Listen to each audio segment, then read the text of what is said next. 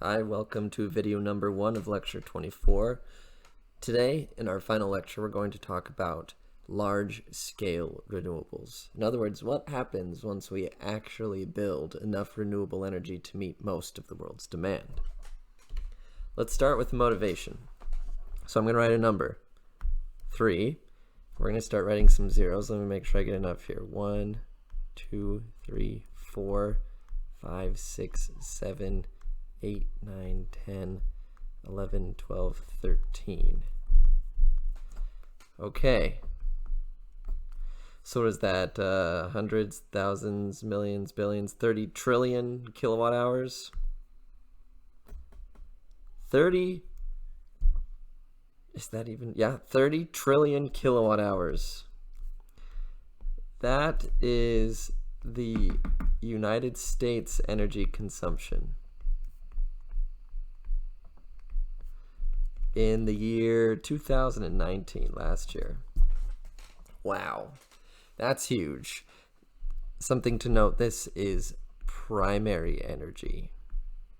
So if you look up how much electricity we use, you will get a different number, a smaller number, because primary energy is all of the energy we used for everything we do in this country, like using electricity or burning gas to keep your house warm. Or in your vehicle, so heating, anything that uses energy, whether it's generating electricity or keeping things warm or driving, etc. Now this number is so huge and vast and hard to imagine that I thought I'd put it into a number that made a little bit more sense. So this amount of energy is the equivalent of setting off 2 million atomic bombs. So if you took all of the energy we ever used in the year 2019, put it together, it's the same as detonating 2 million World War II era atomic bombs. Now that puts it in perspective, and that is a lot of energy. That's 1 year in one country. Where do we get this energy from? Well, our energy sources. Now remember, this is primary energy, so total consumption. So some of these numbers might seem different than what you expected. For example, 80% of this energy comes from fossil fuels: coal, natural gas, and oil. And you say, whoa, I thought that we had transitioned a lot more of our grid to be renewable or nuclear, and you are correct. But again, this is total. So this includes all of the gas we burned in all of the vehicles, all of the diesel, all of the natural gas to heat our homes. Which means that 8% of our total energy usage comes from nuclear. Because remember, 20% of our electricity comes from nuclear sources. Okay, and finally, 12% of the energy that we used in this country in 2019 came from renewable resources. As a note, just because it's kind of fun to put it in perspective, an average American then uses 91,463 kilowatt hours per year, which again is hard to imagine, but that's a lot of energy. You thought that was bad? Let's talk about the world. 157 1, 2, 3, 4, 5, 6, 7, 8, 9, 10, 11, and 12 zeros. 5, 6, 7, 8, 9, 10. Oh, whoops, got behind my counting. But yes, this right here, 157 trillion kilowatt hours was the world consumption of energy. And this time, in 2015. It's hard to get more up-to-date numbers for the entire world. So the United States again was 30 trillion, and so we're a decent chunk of that amount of energy. This is so much energy. Further, to put this into perspective, non-hydropower renewables for the world were used to meet 4% of the primary energy consumed in the world. So we're currently at a 4% penetration of renewables on a world side, the scale of the world, which we've got a long ways to go.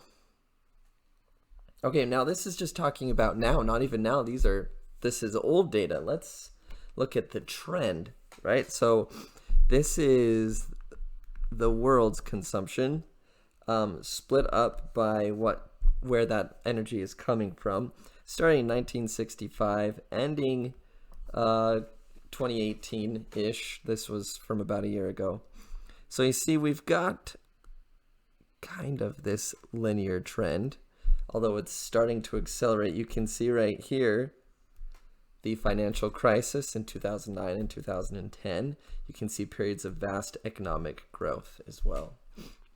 So this number isn't going down. This number is going up, and it's going up very quickly.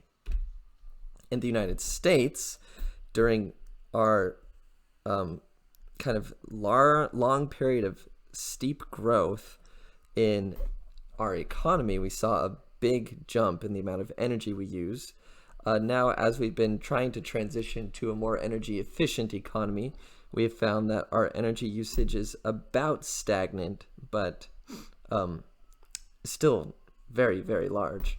Right here we see where that energy is sourced from. Actually, this next slide will show us that. So here we have petroleum, that's generally for vehicles, and then natural gas, which we due to fracking saw a large increase in that as more combined cycle power plants come online. Coal has seen a significant drop. And then here, renewables is what I really wanted to talk about. That's what the focus of this lecture is today, is renewables are undoubtedly growing, but they are a far cry from powering our country. Fossil fuels are still heavily dominant. Looking at the specific renewable mix, we see biomass dominates. That's because of ethanol. The ethanol you buy at a gas station comes from corn. It is officially renewable. Likewise, wind and solar are growing, and they are growing fast. So the reason I'm bringing this up is because we must transition to renewables. At the beginning of this class, we talked about climate change and about carbon and how we just need to stop putting it into the atmosphere. And so this transition to renewables is inevitable. However, before we bet the farm on one solution, I want to remind you about this guy, Svante Arrhenius, a Swedish scientist. He's famous because in 1896, he took a tube and he filled that tube with carbon dioxide. Then he took some light and he shone the light into the tube. He knew how much light was shown in, and then he measured how much light came out of that tube. He found that for visible light, CO2 did not absorb any of that light. But for infrared light, he noticed that CO2 did indeed absorb some of that light. In other words, way back in 1896, he discovered that CO2 is a preferential absorber.